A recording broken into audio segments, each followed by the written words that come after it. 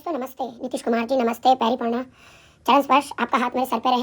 आपके पास मैं आती हूँ।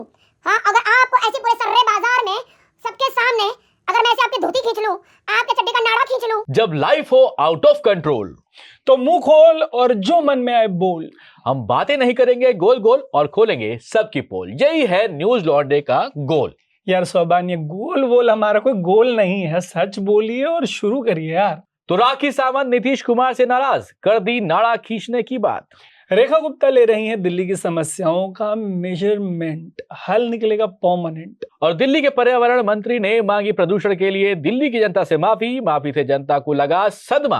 संसद में वीबी जी राम जी बिल पर शशि थरूर को याद आया बॉलीवुड का फिल्मी गाना राम को मत करो बदनाम। कंगना रनौत ने देश को दिया नया नेशनल एंथम, गांधी जी की आत्मा ने पीटा माथा।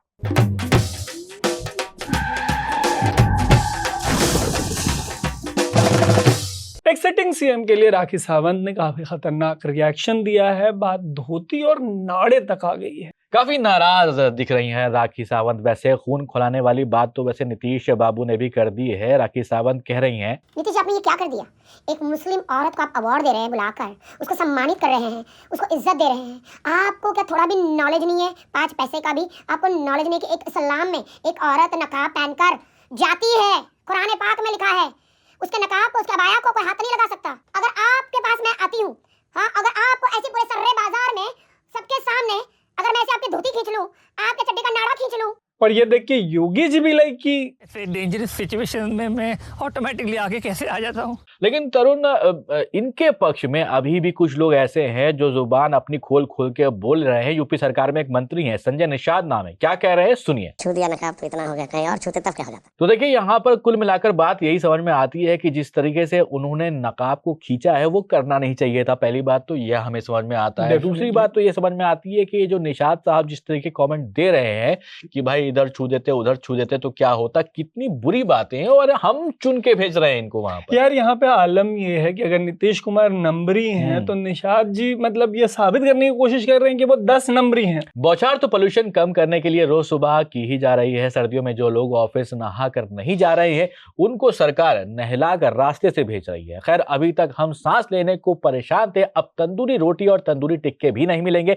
इसके लिए दिल्ली की मुख्यमंत्री जी से मैं कहना चाहूंगा, वाह दीदी, वाह दीदी। इसके हिसाब से दिल्ली में पोल्यूशन अगर आपको खत्म करना है तो भैया अगरबत्ती, सिगरेट, सिगार, धूप बत्ती, कछुआ छाप अगरबत्ती जो हमारे चाइल्डहुड में आती थी, सब बैन कर दीजिए। देखिए, वैसे दिल्ली की जो सरकार है क्विकली रिएक्ट करती है। अरुण जेटली स्टेडियम में मेसी आने वाले थे। खबर मिलती है कि उनकी फ्लाइट डिले हो गई। गोट में से जैसे ही दिल्ली लैंड हुए और पायलट ने उनको बताया कि आप गैस चेंबर में आ चुके हैं, वैसे ही मेसी के मुंह से निकला वजह थी स्मॉग। चलिए कोई बात नहीं, लेकिन मेसी जैसे ही एयरपोर्ट से बाहर आए उनका रिएक्शन कुछ ऐसा था। यार कोई बात नहीं है, अरुण जेटली स्टेडियम में माहौल देखा आपने? नहीं देखा तो एक बार आपको जरूर देखना चाहिए। जब जनता ने AQI चिल्लाना शुरू किया तो आम आदमी पार्टी के सौरभ भारद्वाज को लगा, वो कह रहे हैं, अब कुछ लोग कह रहे थे कि ये क्यों आई, ये क्यों आई, ये क्यों आई। दिल्ली की चुनी हुई सरकार को ये देखने के बाद एक पल तो ऐसा लगा कि कह रहे हो कि ये सब क्या देखना पड़ रहा है। ये पब्लिक है भाई, कहाँ मानती है। देखिए, मैं तो वही कहता हूँ जो अटल जी कहते थे। मैं चाहता हूँ ये परंपरा बनी रहे, ये प्रकृति बनी रहे।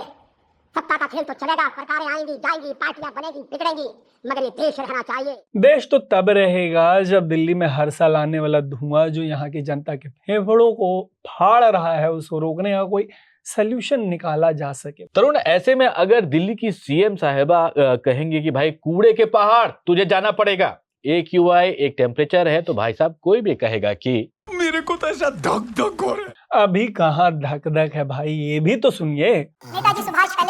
तरुण, ऐसी बातों को सुनने के बाद दिल्ली की जनता, मुझे लगता है, कह रही है, करे तो करे क्या, बोले तो बोले क्या। जनता मजबूर है, क्या करे। कभी कभी ऐसा नहीं लगता आपको कि आप उस बस में सवार हो गए जिसके ड्राइवर को जबरदस्ती सीट पे बिठा दिया गया हो और उसे एक्सपीरियंस सिर्फ साइकिल चलाने को हो मेरे भाई। देखिए ऐसा नहीं है, सरकार काम नहीं करती, अरे मेरे मतलब है करती है। सिरसा साहब खुद कह रहे हैं हर महीने हम बेहतर देने में कामयाब हुए हैं। अरे मेरा मतलब है AQI भैया, AQI की बात हो रही है। आम आदमी पार्टी की सरकार जो बेईमानी करके चल कर गई है, हमने उसे बेहतर करके हर दिन का AQI कम करा है। लेकिन असली वाले डॉक्टर कह रहे हैं कि भाई साहब हालत खराब है।